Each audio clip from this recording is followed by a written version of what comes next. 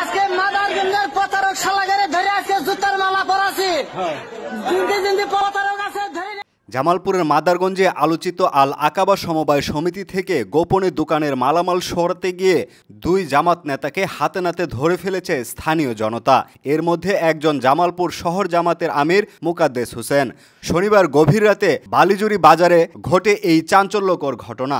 উত্তেজিত জনতা আটককৃতদের গলায় জুতার মালা পরিয়ে গণপ্রতিক্রিয়া প্রকাশ ঘটায়। গ্রাহকরা জানান, সমিতির কর্মকর্তারা কয়েক হাজার গ্রাহকের মোট প্রায় ৭০০ কোটি টাকা আত্মসাৎ করে পালিয়ে গেছে।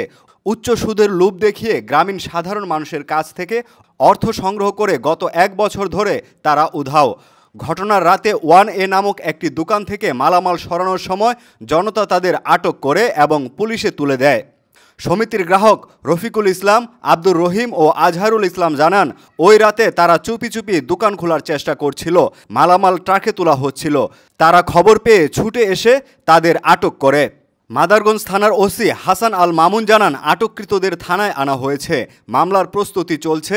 তদন্ত করে যথাযথ ব্যবস্থা নেওয়া হবে। এদিকে ঘটনার ভিডিও ও ছবি সামাজিক যোগাযোগ মাধ্যমে ছড়িয়ে পড়েছে। তবে অভিযুক্ত জামাত নেতাদের পক্ষ থেকে এ বিষয়ে কোনো বক্তব্য পাওয়া যায়নি।